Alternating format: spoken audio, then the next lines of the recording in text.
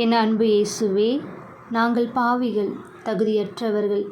இருப்பினும் உமது அளவற்ற அன்பிற்காக நன்றி இயேசுவே. உமது சிறு கருவியாக எங்களை பயன்படுத்தும்.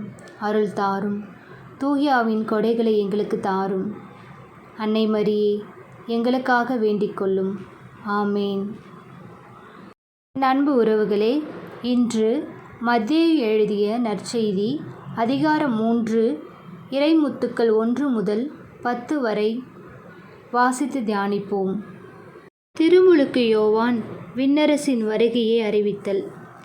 அக்காலத்தில் திருமுழுக்கு யோவான் யூதேயாவின் பாலைநிலத்துக்கு வந்து, மனம் மாறுங்கள், ஏனெனில் விண்ணரசு நெருங்கிவிட்டது என்று பறைசாற்றி வந்தார்.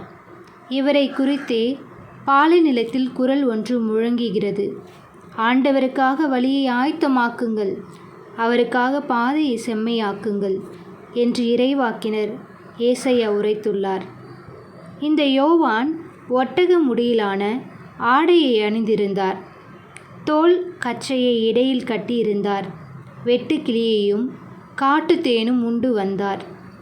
எருசலேமிலும் யூதேயா முழுவதிலும் யோர்தான் ஆற்றை அடுத்துள்ள பகுதிகள் அனைத்திலும் இருந்தவர்கள் அவரிடம் சென்றார்கள். அவர்கள் தங்கள் பாவங்களை அறிக்கையிட்டு யோர்தான் ஆற்றில் அவரிடம் திருமுழுக்கு பெற்று வந்தார்கள். பரிசேயர் சதுசேயருள் பலர் தம்மிடம் திருமுழுக்கு பெற வருவதைக் கண்டு அவர்களை நோக்கி, விரியன் பாம்பு குட்டிகளே, வரப்போகும் சினத்திலிருந்து தப்பிக்க இயலும் என உங்களிடம் சொன்னவர் யார்? நீங்கள் மனம் மாறியவர்கள் என்பதை அதற்கேற்ற செயல்களால் காட்டுங்கள். ஆபிரகாம் எங்களுக்கு தந்தை என உங்களிடையே சொல்லி பெருமை கொள்ள வேண்டாம். இக்கற்களிலிருந்து ஆபிரகாமுக்கு பிள்ளைகளை தோன்ற செய்ய கடவுள் வல்லவர் என உங்களுக்கு சொல்கிறேன். ஏற்கனவே மரங்களின் வேரருகே கோடாரி வைத்தாயிற்று. நற்கனி தராத மரங்கள் எல்லாம் வெட்டப்பட்டு தீயில் போடப்படும். இன்று என் மனதை தொட்ட இறைவார்த்தை, மனம் மாறுங்கள், ஏனெனில் விண்ணரசு நெருங்கிவிட்டது. அன்பு உறவுகளே, இன்றைய இறைவார்த்தையில் திருமுழுக்கு யோவான் நமக்கு ஒரு முக்கியமான அழைப்பை கொடுக்கிறார். மனம் மாறுங்கள், இறையரசு நெருங்கிவிட்டது.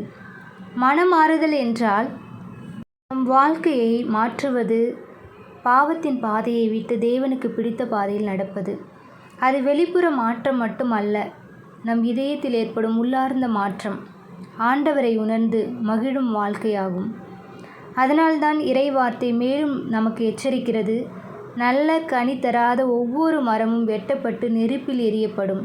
அன்பு உறவுகளே, நல்ல கனிகள் என்றால் நாம் செய்யும் நற்செயல்கள், மற்றவர்களிடம் காட்டும் அன்பு, உதவும் கரம், மன்னிக்கும் இதயம், எளிமை மற்றும் பணிவு.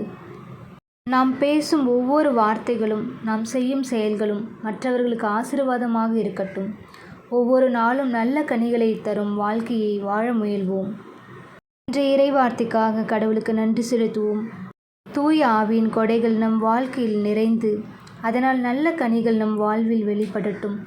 உங்களையும் உங்கள் குடும்பங்களையும் கடவுள் நிறைவாக ஆசீர்வதிக்கட்டும். என் அன்பு உறவுகளை, இன்றைய இறைவார்த்தையில் உங்கள் மனதை தொட்ட வசனம் இது என்று கமெண்டில் பகிருங்கள். இறைவார்த்தையை தினமும் கேட்க இந்த சேனல் சப்ஸ்கிரைப் செய்யுங்கள். இறைவன் உங்களை நிறைவாக ஆசீர்வதிப்பாராக. ஆண்டவருக்கே புகழ். மரியே வாழ்க.